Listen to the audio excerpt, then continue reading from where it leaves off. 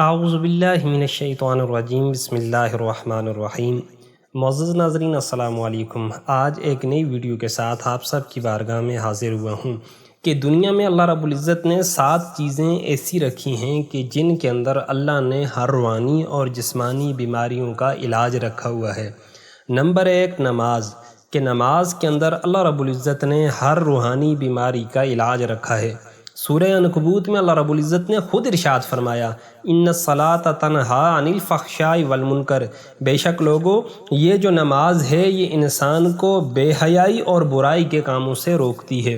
رسول اللہ صلی اللہ علیہ وآلہ وسلم کی بارگاہ میں ایک انصاری نوجوان آیا کرتا تھا اور اللہ کے نبی صلی اللہ علیہ وآلہ وسلم کی معیت میں مسجد نبوی میں وہ باجماعت نماز ادا کیا کرتا تھا، لیکن اس کے ساتھ ساتھ وہ گناہوں سے باز نہ آیا کرتا تھا۔ لوگوں نے اللہ کے نبی صلی اللہ علیہ وآلہ وسلم کی بارگاہ میں یہ معاملہ پیش کیا تو اللہ کے نبی صلی اللہ علیہ وآلہ وسلم نے ارشاد فرمایا کہ عنقریب اس کی نماز اس کو تمام بے حیائی، برائی اور گناہ کے کاموں سے دور کر دے گی، منع کر دے گی۔ تو پھر ہوا بھی یوں ہی کہ نماز کی برکت سے وہ انصاری نوجوان اللہ رب العزت نے اس کو تمام برائیوں سے اور گناہوں سے محفوظ اور مامون فرما دیا۔ تو اس لیے نماز کی پابندی یہ ہر روحانی اور جسمانی بیماری کا ظاہراً اور باطناً علاج ہے۔ نمبر 2 شید اور قرآن میں اللہ رب العزت نے ہر جسمانی بیماری کا علاج رکھا ہے۔ حضرت عبداللہ رضی اللہ تعالیٰ عنہ کی روایت ہے کہ رسول اللہ صلی اللہ علیہ وآلہ وسلم نے ارشاد فرمایا کہ 2 باعث شفا چیزوں کو لازم پکڑ لو۔ اللہ کے نبی سے پوچھا، اے اللہ کے نبی وہ باعث شفا چیزیں کون سی ہیں؟ تو اللہ کے نبی نے فرمایا پہلے نمبر کے اوپر شہد ہے اور دوسرے نمبر کے اوپر قرآن ہے۔ شہد کو اور قرآن کو لازم پکڑنے سے اللہ رب العزت تمہاری جسمانی بیماریوں کو دور فرما دیں گے۔ نمبر 3 سورہ فاتحہ پڑھیے، کیونکہ سورہ فاتحہ کا تو نام ہی شفا ہے۔ احادیث طیبہ سے یہ بات ثابت شدہ ہے، اگر کسی کو سانپ وغیرہ کاٹ لے، اگر اسی طرح کوئی بندہ پاگل اور مجنون ہو جائے تو سورہ فاتحہ کو پڑھ کے اس کے اوپر دم کیا جائے تو سورہ فاتحہ کی برکت سے اللہ رب العزت اس سورہ فاتحہ کو اس کے زیر کے لیے بھی تریاق بنائیں گے اور اس کے جنون کو اور اس کے پاگل پن کو بھی اس سورہ فاتحہ کی برکت سے دور فرمائیں گے۔ نمبر 4 صدقہ دیا کریں، کیونکہ صدقہ رد البلا ہے، یہ بلاؤں اور مصیبتوں کو ٹالنے والا ہے۔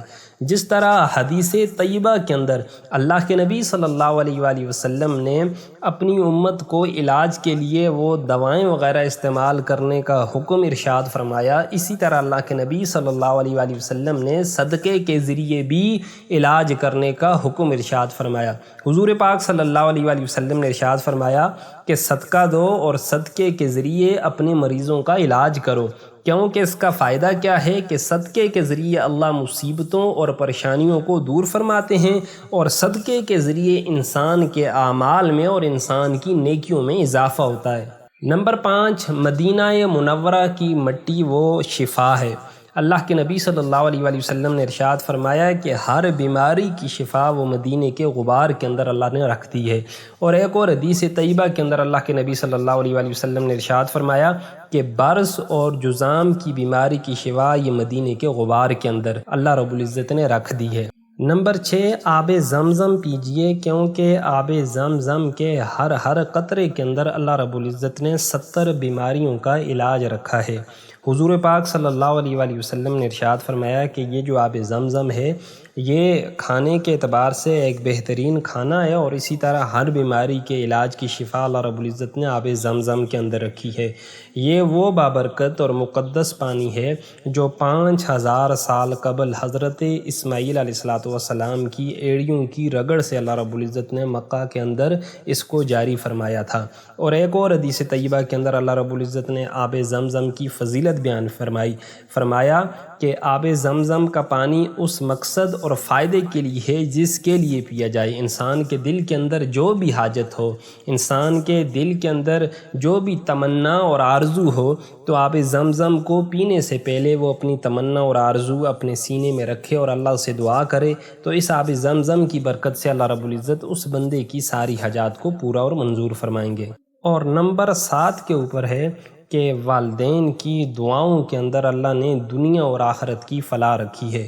حدیث طیبہ ہے، اللہ کے نبی صلی اللہ علیہ وآلہ وسلم نے ارشاد فرمایا کہ یہ والدین کی خوشنودی یہ اللہ رب العزت کی خوشنودی کا باعث ہے، اور والدین کو خفا کرنے والا گویا یہ اللہ رب العزت کو خفا کرنے والا ہے۔ ان 7 اعمال کے اوپر کاربند ہو جائیں، ان 7 اعمال کو اپنے پلو سے باندھ لیجئے، تو ان اعمال کی برکت سے اللہ رب العزت میرے اوپر اور آپ کے اوپر اپنی رحمتوں اور برکتوں کے دروازے کھول دیں گے۔ اللہ عمل کرنے کی توفیق عطا فرمائیں۔